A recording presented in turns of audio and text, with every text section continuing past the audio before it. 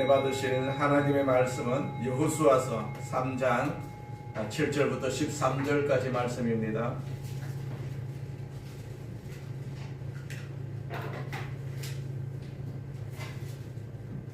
여호수아서 3장 7절부터 13절까지 말씀 같이 봉독합니다.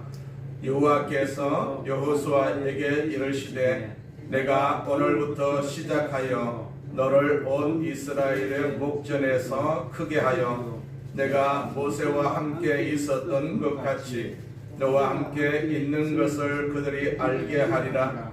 너는 언약궤를 맨 제사장들에게 명령하여 이르기를 너희가 요단 물가에 이르거든 요단에 들어서라 하라. 여호수아가 이스라엘 자손에게 이르되 이리 와서 너희의 하나님 여호와의 말씀을 들으라 하고 또 말하되 살아계신 하나님이 너희 가운데 계시사 가나안 족속과 헷 족속과 히위 족속과 브리스 족속과 기르가스 족속과 아모리 족속과 여부스 족속을 너희 앞에서 반드시 쫓아내실 줄을 이것으로 너희가 알리라. 보라, 온 땅에 주의 언약궤가 너희 앞에서 요단을 건너가나니 이제 이스라엘 지파 중에서 각 지파에 한 사람씩 12명을 택하라. 온 땅에 주 여호와의 궤를 맨 제사장들의 발바닥이 요단물을 밟고 멈추면 요단물 곧 위에서부터 흘러내리던 물이 끊어지고 한 곳에 쌓여 서리라. 아멘. 우리 옆 사람과 인사합니다. 예수님 안에서 좋은 일이 있습니다. 좋은 일이 있습니다.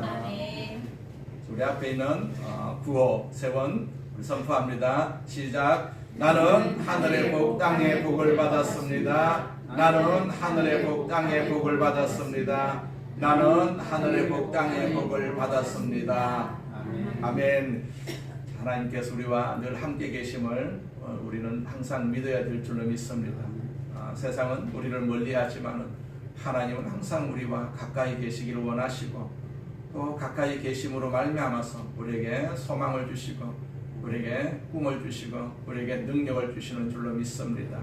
하나님과 더불어서 사는 것이 큰 축복이라는 사실을 항상 기억하시고 하나님 앞에 늘 기도하시면서 살아가시기를 주의 이름으로 축원을 드립니다. 오늘은 여호수아서 3장 7절부터 13절 말씀을 가지고 제사장들이 요단물을 밟고라는 제목으로 같이 은혜를 나누고자 합니다.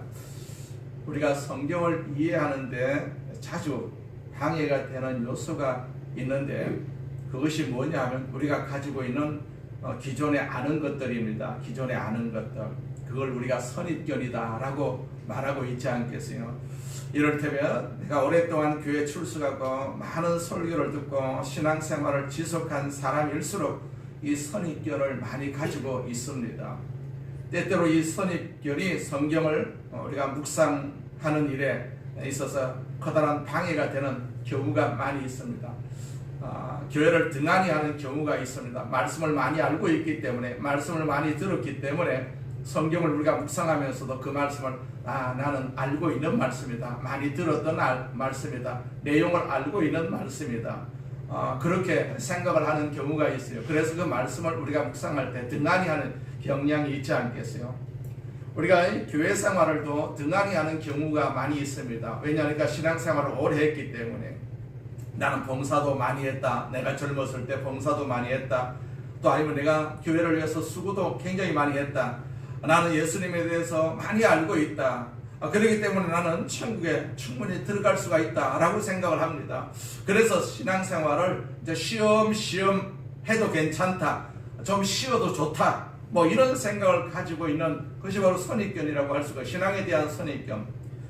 이런 선입견은 좀 조심을 할 필요가 있지 않겠어요? 어쩌면 이것이 하나님 앞에서는 불순종이라고도 볼 수가 있습니다. 교만이라고도 할 수가 있습니다. 신앙은요, 처음이나 나중에나 계속해서 지속이 되어야 됩니다. 처음 신앙보다도 나중 신앙이 더 뜨거워야 되지 않겠어요? 그런데 처음에 신앙이 뜨거웠다가 차츰차츰 신앙이 식어지고 하나님에 대해서, 하늘나라에 대해서, 우리가 부정적인 생각을 가질 수 있는 그러한 경향이 많이 있지 않겠어요? 오늘 본문에서도 그런 의미가 기록되어 있는 그런 본문 말씀입니다. 바로 요단강과 가나안에 대한 그러한 이야기입니다. 요단강이라고 할 때 우리는 직감적으로 죽음에 대해서 생각을 합니다. 요단강 하면 죽음을 건너가는 그런 생각을 많이 합니다. 우리가 창세기 6장 6절에 보면 해보다 더 밝은 저 천국 믿음만 가지고 가겠네. 믿는 자 위하여 있을 것 우리 주 예비해 두셨네. 자, 그렇게 가사가 시작이 되죠. 후렴에는 며칠 후 요단강 건너가 만나리, 이런 가사가 있습니다. 그래서 우리가 요단강이라고 하면 우리는 일반적으로 천국을 상징한다라고 생각을 합니다.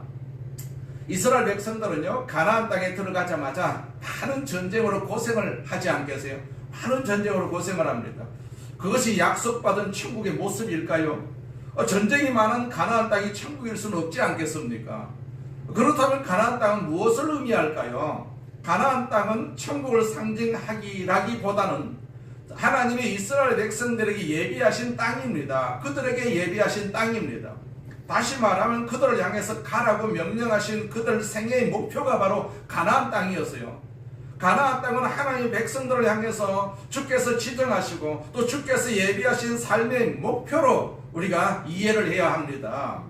그렇다면 요단강은 무엇을 말합니까?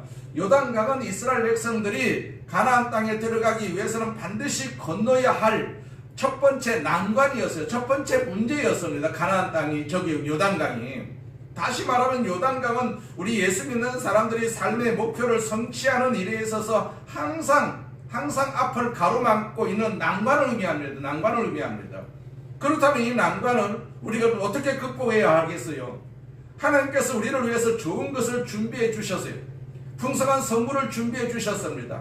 훌륭한 목표를 준비해 주셨어요.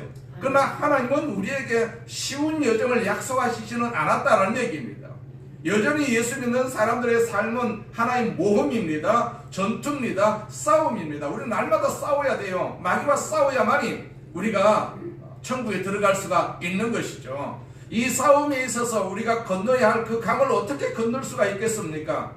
이 예수 믿는 사람들의 삶의 여정에 있어서 만날 수가 있는 모든 위험의 가능성과 부딪힐 수 있는 모든 불안 앞에 예수 믿는 사람은 어떻게 꿋꿋하게 삶의 여행을 계속할 수가 있겠습니까? 오늘 본문을 통해서 여호수아는 하나님의 백성을 거느리고 이 강을 어떻게 건너는가를 가르쳐주고 있습니다. 원래 본문은 우리가 3장 1절부터 13절까지 말씀인데 너무 길어서 7절부터 13절까지만 우리가 읽었어요. 첫 번째로 우리는 어떻게 해야 됩니까? 최선을 다할 필요가 있어요. 최선을 다해야 됩니다. 우리가 요단강에 이스라엘 백성들 들어가기 위해서는 최선을 다한 것 같이 우리도 천국에 들어가기 위해서는 신앙생활을 최선을 다해야 됩니다. 최선을 다해, 날마다 최선을 다해야 됩니다. 1절 말씀해 보니까 또 여호수아가 아침에 일찍 일어나서 그와 모든 이스라엘 자손들과 더불어 시딤에서 떠나 요단에 이르러 건너가기 전에 거기서 유숙하니라. 자, 가나안 땅에 들어가기 전에 그들이 부딪혔던 난관을 극복하기 위해서 여호수아가 제일 먼저 처음 한 일이 무엇입니까? 아침에 일찍이 일어나서, 그렇게 기록을 하고 있어요. 아침에 일찍 일어나서. 여호수아는 아침 일찍 일어나서 무엇을 해야 할 것인가를 생각을 합니다. 묵상을 합니다. 여호수아서의 다른 곳에서도 이런 말씀을 볼 수가 있습니다. 6장 12절에 있는 말씀이죠. 또 여호수아가 아침 일찍 일어나니 제사장들이 궤를 메고, 7장 16절에서도 이에 여호수아가 아침 일찍 일어나서 이스라엘을 그 지파대로 가까이 나오게 하였더니, 8장 10절에도 여호수아가 아침에 일찍 일어나 백성을 점호하고, 그런 말씀이 있습니다. 아침에 일찍 일어나. 여호수아의 생애를 추적하면서 이 여호수아서를 쓴 기자가 여호수아의 삶의 부분에 관심을 가지고 관찰하고 있다는 사실을 우리는 알 필요가 있지 않겠어요? 우리는 일찍이 하나님께서 여호수아에게 백성을 이끌고 들어가서 가나안 땅을 정복하라고 명령하시면서 1장 3절에서 이렇게 말씀을 하시죠. 너희 발바닥으로 밟는 곳은 모두 내가 너에게 주었노니. 그래서 주었노니 약속을 했어요. 약속을 받았습니다. 그렇다면 그 땅은 언젠가는 주어질 것 아니겠어요? 들어가서 정복만 하면 되지 않겠습니까? 아브라함 때부터 약속하신 땅이거든요. 그러나 여호수아는 이 문제를 그렇게 쉽게 취급하지 않았습니다. 하나님이 그 땅을 내게 약속하셨음에도 불구하고 주께서 약속하신 땅을 내 것으로 삼기 위해서는 내가 땀을 흘려야 하고 내가 고된 훈련을 통해서 전쟁 기술을 익혀야 된다라는 얘기입니다. 이런 진리를 발견했던 여호수아의 삶의 방식이 바로 여기 1절에 나타난 것이죠. 아침에 일찍 일어나서 하나님이 그 땅이 네 것이다 라고 약속을 하셨음에도 불구하고, 분명한 승리를 약속하셨음에도 불구하고, 중요한 전쟁을 앞두고 이 중요한 과제를 앞에 두고 최선을 다하기를 했던 여호수아의 모습을 우리는 충분히 볼 수가 있지 않겠어요?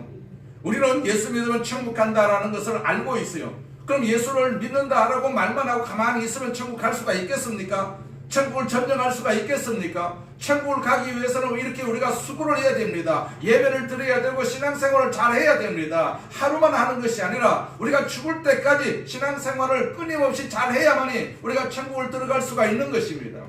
여호수아에게 약속하신 땅이 있어요. 조상들로부터 받은 땅이 있습니다. 명령받은 땅이, 약속받은 땅이 있습니다. 근데 가만히 있는다고 해서 그 땅을 들어갈 수가 있겠습니까? 이스라엘 백성들이. 전혀 그렇지 않다라는 것을 우리는 알 수가 있지 않겠어요? 여호수아는 아침에 일찍 일어나서 하나님과 교제하고 하나님을 묵상하는 그런 시간을 가졌다라는 것을 알 수가 있어요. 자, 이 말씀은 우리 예수 믿는 사람들에게 어떤 교훈을 주고 있습니까? 주님은요, 그분 앞에 나오는 사람마다 그분을 구주와 주님으로 받아들이는 모든 사람들에게 놀라운 약속을 하셨어요. 그것은 풍성한 삶이고 보람 있는 삶이고 의미 있는 삶이라고 주께서 약속을 하셨어요. 그러나 주께서 약속하신 그 삶을 참으로 내 삶으로 만들기 위해서는 우리 스스로 최선을 다해야 된다라는 얘기입니다. 천국을 얻었으니까 하고 가만히 있으면 안 된다라는 얘기입니다. 우리는 아침에 일찍 일어나야 됩니다. 이런 새벽부터 내 삶의 목표에 도전하기 위해서, 하나님이 약속하신 놀라운 삶을 내 것으로 쟁취하기 위해서 아침에 일찍 일어나서 주님 앞에 기도하면서 삶을 우리가 설계를 해야 되지요. 하루를 시작하는 아침에 누구와 더불어 삶을 설계하고 준비하고 있습니까? 아침 일찍 일어나시기 바랍니다. 그리고 주님을 바라보시기를 바랍니다. 여전히 그 아침에 기도하시기를 바랍니다. 기도하지 아니하면 가나안 땅에 들어갈 수가 없다는 것을 여호수아는 알았어요. 그래서 아침에 일찍 일어났던 것입니다. 그냥 잠이 없어서 일찍 일어난 것이 아닙니다. 일찍 일어나서 하나님과 교제하기 위해서, 하나님과 교통하기 위해서, 하나님께 기도하기 위해서 그 아침에 일찍 일어났다라는 사실을 우리는 알 수가 있습니다. 둘째로 하나님의 인도하심을 받아야 되거든요. 2절 말씀 봅니다. 2절, 3절, 4절 보니까 사흘 후에 관리들이 진중으로 두루 다니며 백성에게 명령하여 이르되 너희는 레위 사람 제사장들이 너희 하나님 여호와의 언약궤 매는 것을 보거든 너희가 있는 곳을 떠나 그 뒤를 따르라. 그러나 너희와 그 사이 거리가 2000 규빗쯤 되게 하고, 그런 말씀이 있습니다. 자, 언약궤를 따라서 행진을 해야 하는 이스라엘 백성들은요, 그 언약궤와 백성들 사이를 적어도 900m 이상 떨어져야 한다라는 얘기입니다. 우리는 구약 성경을 통해서 그 언약궤가 어떤 역할을 수행하는지 잘 알고 있습니다. 자, 이스라엘 백성들에게 있어서 언약궤는 언제나 하나님의 임재의 표시였어요. 임재의 표시. 언약궤는 임재의 표시. 하나님이 내가 여기 있다, 너희들 앞에 있다, 언약궤를 바라보면서 이스라엘 백성들이 하나님이 저기 계신다 라는 임재의 표시였어요. 언약궤가 앞장서서 갈 때 그들은 하나님이 그들을 앞장서서 인도하신다라는 것을 생각을 했어요. 또한 이 언약궤는 성소 중에서도요, 가장 거룩한 지성소 안에 있었지 않겠어요? 즉 이 언약궤는요, 하나님의 계심을 나타냈던 것입니다. 그런데 언약궤와 그 백성들 간의 거리를 900m 이상 떨어져 있어야 된다라고 말씀하셨어요. 그 이유가 무엇입니까? 언약궤와 백성들 사이의 거리가 왜 그렇게 멀리 떨어져 있었을까요? 간단합니다. 그 정도로 거리를 두어야 잘 보이기 때문입니다. 잘 보이기 때문에. 지금 이스라엘 백성들의 숫자가 적어도 우리는 200만 명 이상이나 된다라고 우리는 기억하고 있지 않겠어요? 자, 그 많은 사람들이 다 같이 그리고 뚜렷하게 언약궤를 보기 위해서는 거리가 벌어져 있어야 되지 않겠어요? 벌어져 있어야 된다. 바로 코앞에 있게 되면 뒤에 있는 사람은 언약궤가 안 보일 수밖에 없지 않겠어요? 거리가 멀리 떨어 있어야만이 이 행진의 대열에 가담한 모든 백성들이 뚜렷하고 선명하고 또 분명하게 그 언약궤에 초점을 맞출 수가 있었던 것이죠. 언약궤를 바라볼 수가 있었던 것이죠. 이 언약궤를 보고 따르라 그랬어요. 이 말은 무슨 뜻입니까? 주께서 하나님께서 인도하신다라는 뜻이거든요. 하나님께서 인도하신다. 이스라엘 백성들은 한 번도 가보지 않은 길을 가야 했습니다. 요단강을 건너야 했습니다. 그 강을 건넌 후에 또 무슨 일이 일어나는지 모르는 상황이었어요. 불안에 떨 수밖에 없었습니다. 그럴 때 주님은요, 자신이 직접 인도하겠다라고 말씀을 하신 것입니다. 언약궤를 보고 나를 따르라. 언약궤를 보고 나를 따르라. 내가 앞장선다. 나를 보고 따르라. 너희 중에 남녀노소 어느 누구라도 시선을 다른 곳에 두어서는 안 된다. 뚜렷하고 분명하고 확실하게 너희들의 모든 시선과 초점을 이 언약궤에 맞추라. 그 말씀이거든요. 그 다음에 계속되는 말씀, 자 3장 4절 보니까 그것에 가까이 하지는 마라. 그리하면 너희 행할 길을 알리니 너희가 이전에 이 길을 지나보지 못하였음이라 하니라. 주님은 언제나 자기 백성들의 삶의 길을 인도하십니다. 그런데 이스라엘 백성들은 다른 어느 때보다도 하나님 분명한 인도를 요청하고 있는 시점에 서 있었어요. 그들이 지금 건너야 할 길은 미지의 길입니다. 한 번도 가보지 못한 길입니다. 불안한 길입니다. 그것은 두려운 길입니다. 두려운 길입니다. 지금은 요단 강물이 마르고 좀 왜소해가지고 조그만 겨울같이 되어 있지만은, 그래서 성지 순례를 하는 사람들이 그 요단강을 이렇게 바라보게 되면은 아주 요단강 하면 커다란 강을 생각을 했는데 조그만 개울로 발견하고 실망을 많이 합니다. 그러나 옛날에 요단강은요 굉장히 크고 그 깊이가 4m 이상이었다고 합니다. 자, 따라서 이 강을 건너기는 쉽지 않았을 것 아니겠어요? 더군다나 그 많은 백성들 가운데 다 수영을 다 하는 사람들이니까 그렇지 않지 않겠어요? 전혀 수영을 못하는 사람들도 많았을 것입니다. 또 강을 건너면 무엇이 그들을 기다리고 있을지 그조차도 알 수가 없습니다. 불안한 상황이었기 때문에 이스라엘 백성들에게 있어서는 다른 어떤 때보다도 하나님의 인도하심과 그리고 하나님의 보살핌과 보호하심과 동행하심이 그들을 이끌어 주심이 절박하게 필요했던 시점이죠. 우리의 인생에도 그렇지 않겠어요? 내 인생이 내가 앞날을 바라볼 수가 있겠습니까? 바라볼 수가 없지 않겠어요?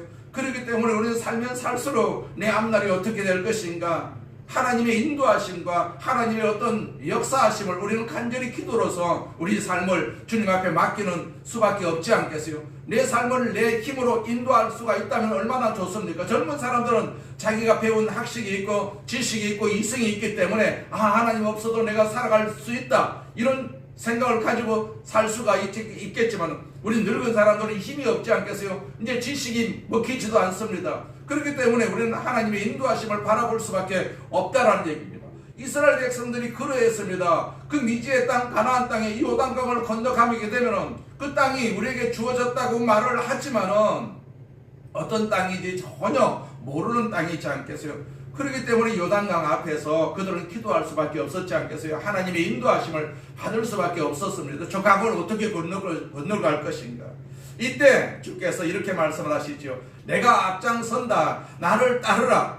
자, 이것은 신구약 전체를 통해서 동일하게 우리를 향해서 다가오시는 하나님의 말씀입니다. 우리 앞에 하나님이 항상 먼저 가 계십니다. 먼저 가 계시면서 우리를 따라오라고 그렇게 말씀을 하시거든요. 성경은 하나님을 어떻게 묘사하고 있어요? 현대의 한 유명한 신학자는 하나님을 앞서가시는 하나님이다, 그렇게 묘사를 했어요. 앞서가시는 하나님, 우리 앞서가시는 하나님, 그분께서는 언제나 앞서가십니다. 우리 앞서가십니다. 그리고 나를 따르라, 그렇게 말씀하십니다. 앞서가서 혼자만 계속 가시는 것이 아니라 우리 눈에 보이면서 항상 나를 따르라, 나를 따르라, 길을 닦아 놓으신 그러한 하나님이시다라는 얘기죠. 그러나 문제는 과연 우리의 시선과 초점을 그분께 맞추고 있는가 하는 것입니다. 그러므로 우리는 이런 질문을 스스로에게 물어야 되지 않겠어요? 그분을 통해서 내가 걸어야 할 길을 하고 있는가? 내 인생이 어려움에 봉착을 했을 때, 다른 어떤 때보다도 하나님의 도움과 인도가 절실하게 요청이 될 때, 미지의 길에 섰을 때, 불안과 두려움의 길에 섰을 때 나는 과연 하나님을 바라보고 있는가? 그 하나님을 통해서 내가 걸어야 할 길을 바라보고 믿음으로 찬양으로 기도함으로 이 길을 담대하게 걷고 있는가? 이제 이런 질문이 우리에게 항상 있어야 돼요. 내가 바른 길을 걸어가고 있는가? 세상 길이 아니고 하나님이 인도하시는 그 길을 걸어가고 있는가? 내가 하나님을 바라보면서 그 길을 가고 있는가? 이게 굉장히 중요한 그런 어떤 문제입니다. 오래전에 미국의 뉴저지의 어느 산간에 있었던 일이라고 합니다. 많은 사람들이 이 산에 여행을 와서 또 농부들은 산 중턱에서 농사를 짓고 있었는데 그 산 아래에서부터 산불이 났어요. 그래서 산 속에 있었던 사람들은 모두 이 산불에 포위가 되고 말았습니다. 목숨을 건지기 위해서 저마다 이 산불을 피해서 산 아래로 내려가려는 모험을 많이 했지만은 많은 사람들이 다 실패를 했어요. 그때 갑자기 어떤 사람이 나타나가지고 이 많은 무리를 향해서 이렇게 소리를 쳤어요. 여러분, 허둥대지 마십시오. 우리 모두 산 꼭대기로 올라갑시다. 그렇게 했어요. 그 사람이 인도를 받아서 사람들이 산 정상에 가까이 올라갔을 때 온 숲풀은 불타고 있었지만은 산 중턱에서부터 흐르고 있었던 개울이 있었어요. 개울에는 그들이 피할 수 있는 분명한 길이 하나 있음을 보았습니다. 그래서 이 지혜로운 사람의 인도를 받아가지고 사람들은 모두 개울을 따라가지고 산불을 무사히 피했다는 그런 이야기가 있습니다. 우리도 삶을 살면서 놀랄 일이 있어도 너무 놀라지 마십시오. 허둥대지 마십시오. 높은 곳으로 오르시기 바랍니다. 높은 곳으로. 높은 곳이 어디입니까? 하나님께로 가는 것이거든요. 하나님께로 우리가 가는 것입니다. 거기에 길이 있습니다. 하나님께 길이 있습니다. 인생의 어려움에 봉착할 때마다, 난관에 부딪힐 때마다 피할 길이 있어요. 주님께서 아십니다. 우리가 어떻게 가야 할 것과 우리가 어떤 길을 걸어가야 하는지를 주님은 알고 계십니다.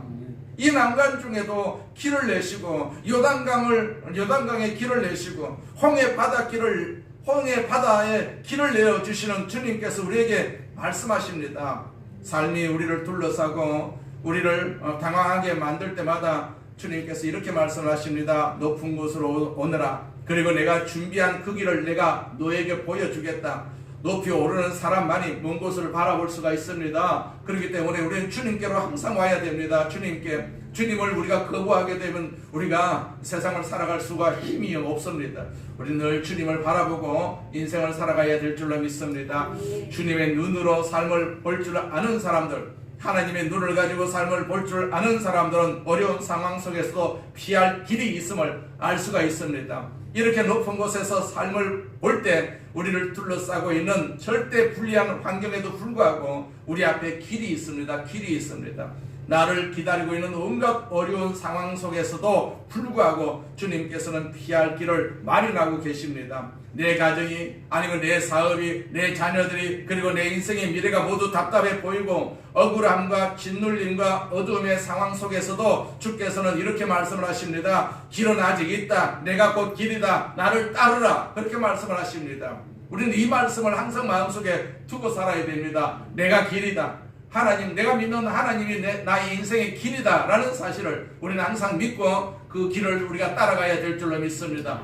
그 길은 수도비 될 수가 없습니다. 우리가 천국까지 가야 되기 때문에 하나님께서 항상 우리를 천국까지 인도를 하시고 그 길을 내시고 계시거든요. 그 길만 따라가면 우리는 승리할 수가 있습니다. 천국에 다 들어갈 수가 있습니다. 그렇기 때문에 우리가 주님 외에 다른 길을 절대로 따라가서는 안 됩니다. 다른 길은 없습니다. 다른 길은 따라가게 되면 그것은 지옥길입니다. 그렇기 때문에 주님이 인도하시는 그 길을 따라가서 우리 모두가 다 천국에 안착해야 될 줄로 믿습니다. 세 번째는 스스로 선결해야 한다라고 말씀합니다. 5절에 보니까 여호수아가 또 백성에게 이르되 너희는 스스로 선결하게 하라 그렇게 말씀하셨어요. 지금 요단강을 건너서 가나안 땅에 들어가서 이 땅을 정복을 시작해야 하는 이스라엘 백성들에게 갑자기 하나님께서 선결하게 하라라는 명령을 하십니다. 좀 어딘가 앞뒤가 맞지 않는 명령이라고 우리가 생각할 수가 있지 않겠어요? 우리가 요단강 앞에 서 있다면, 우리가 만약에 요단강 앞에 서 있다면 강을 건너는 문제가 제일 큰 고민거리일 수밖에 없지 않겠어요? 어떻게 이 강을 건널까? 어떻게 이 강을 건널까? 그럴 때 우리가 듣고 싶은 말은 무엇이겠어요? 우리는 강을 건너는 방법에 대한 대답을 기다릴 수밖에 없지 않겠어요? 200만 명이나 되는 모든 사람들이 요단강 앞에서 서서 이 넘쳐나게 흐르는 강물을 바라보면서 어떻게 이 강을 건널 수가 있을까 걱정을 할 수밖에 없지 않겠습니까? 그들이 기다리고 있었던 대답과는 달리 엉뚱한 하나님 메시지가 들려옵니다. 그때 너희는 스스로 성결하게 하라 그렇게 말씀을 하셨어요. 그들이 원하는 대답은 이것이 아니지 않겠어요? 이것이 아니지 않겠어요? 우리는 그런 대답을 원하지 않을 것입니다. 우리가 원하는 대답은 뭐 이런 것 아니겠습니까? 하나님, 내 어려운 사업의 문제를 어떻게 풀어가면 좋겠습니까? 이 어려운 사업에서, 이 궁지에서 빠져나와서 내 사업을 성공시킬 수 있는 비결을 말씀해 주십시오. 내 가정의 어려운 문제에서 실마리를 찾지 못하고 있습니다. 이 문제를 어떻게 시원하게 해결해야 하는지 그 대답을 좀 알려주십시오. 그러나 하나님이 그 대답을 들려주시기 전에 우리에게 먼저 요구하는 것이 있어요. 무엇입니까? 너희는 스스로 성결하게 하라. 스스로 성결하게 하라. 이 말씀을 하신 주님의 의도를 우리가 이해를 하시겠습니까? 문제를 어떻게 해결할 수가 있는지 그 전략이나 방법에 관심을 갖지 말라는 얘기입니다. 더 중요한 것은 네 삶이 거룩한가, 네가 내 마음에 합당한 사람이 되어 있는가 스스로 생각을 해보라는 얘기죠. 내가 만일 네 편에 있다면 네가 무엇을 두려워하느냐? 내가 너와 함께 걸어가 준다면 우주를 창조한 나 여호와다. 만유를 섭리하고 있는 나 여호와, 전지하시고 무소부재하신 나 여호와, 우주를 다스리고 있는 나 여호와가 너와 함께 한다면 너에게 무슨 불가능이 있겠느냐? 내게 물어야 할 더 중요한 질문은 이것이다. 네가 내 마음에 합당한 사람이 되어 있는가를 먼저 살피는 데 있다. 그러므로 너희는 스스로 성결하게 하라. 그렇게 말씀을 하시는 것을 볼 수가 있어요. 하나님은 절대로 떠나지 않습니다. 우리가 성결하기를 하나님께서는 원하고 계십니다. 성결해야만 우리가 쓰임을 받을 수가 있게 된다는 얘기죠. 자, 노예 문제로 미국에 전쟁이 한창이었을 때 에이브람 링컨의 참모 중 한 사람이 어느 날 링컨에게 와서 이런 질문을 한 일이 있었다고 합니다. 각하, 이 전쟁에서 하나님이 정말로 우리 편에 계실까요? 이때 그의 참모에게 링컨은 이런 유명한 대답을 합니다.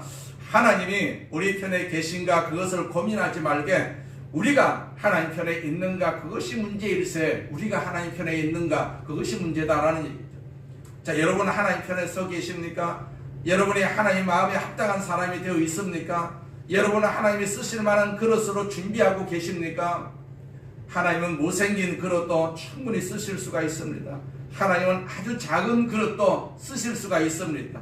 하나님은 모든 그릇을 다 사용하실 수가 있습니다. 그러나 하나님이 절대로 쓸 수가 없는 그릇이 하나 있는데 그것은 더러운 그릇입니다. 더러운 그릇. 우리 집에 있는 모든 그릇 가운데 사용할 수 없는 그릇이 하나도 없어요. 다 사용합니다. 안 사용해서 그렇지 다 사용합니다. 그러나 더러운 그릇은 우리가 쓸 수가 없지 않겠어요? 어떻게 더러운 그릇을 쓸 수가 있을까요? 쓰려면 먼저 깨끗하게 씻어야 되지 않겠어요? 씻고 우리가 그 그릇을 사용을 하는 것 아니겠어요?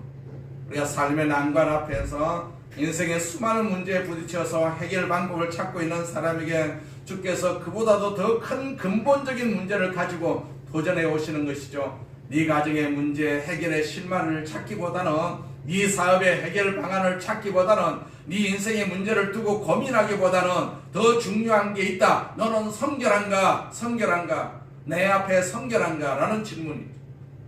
세계대전이 끝났을 때 메가더 장군에게 어느 기자가 이런 질문을 했다고 합니다.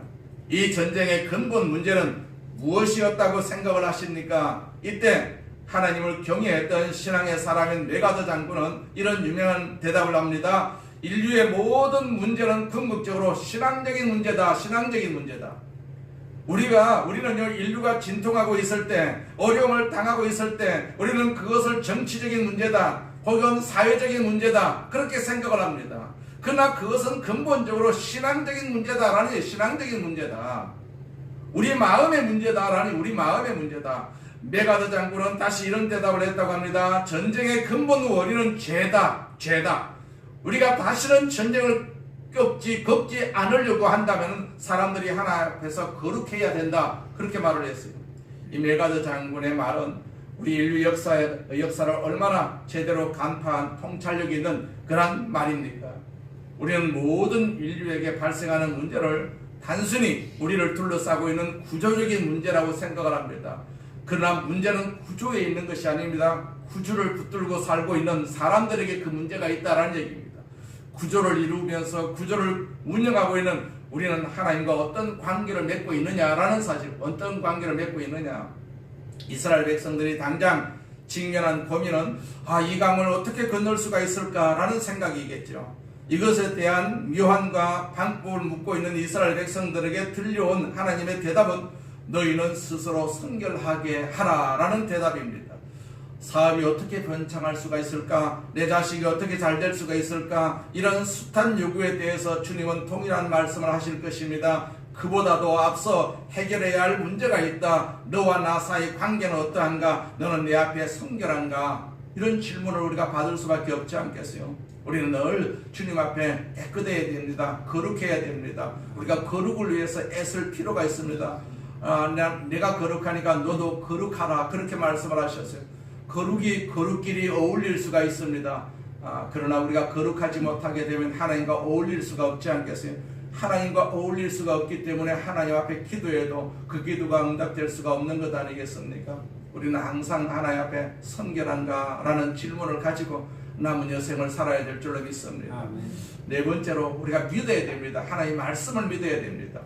8절 봅니다. 8절 보니까 너는 언약궤를 맨 제사장들에게 명령하여 이르기를 너희가 요단 물가에 이르거든 요단에 들어서라 하라. 13절도 온 땅에 주 여호와의 궤를 맨 제사장들의 발바닥이 요단물을 밟고 멈추면 요단물 곧 위에서부터 흘러내리던 물이 끊어지고 한 곳에 쌓여 서리라. 이 메시지를 보십시오. 너희들이 들어가려고 하면 강이 갈라질 것이다. 그 다음에 건너라. 그렇게 말씀하신 것이 아니죠. 물이 계속해서 풀어나고 있지만은 그럼에도 불구하고 그 물속으로 들어가거라. 그리하면 길이 생길 것이다. 라는 말씀입니다. 굉장히 어려운 말씀이지 않겠어요? 물이 넘치고 있는데 어떻게 들어갈 수가 있겠습니까? 물이 갈라져 있어야만이 들어갈 수가 있는데 물이 넘치고 있는데 어떻게 들어갈 수가 있겠습니까? 그런데 하나님은 물이 넘치고 있어도 들어가라고 그렇게 말씀을 하십니다. 자, 14절과 15절 말씀 봅니다. 백성이 요단을 건너려고 자기들의 장막을 떠날 때 제사장들은 언약궤를 메고 백성 앞에서 나아가니라. 요단이 곡식 거두는 시기에는 항상 언덕에 넘치더라.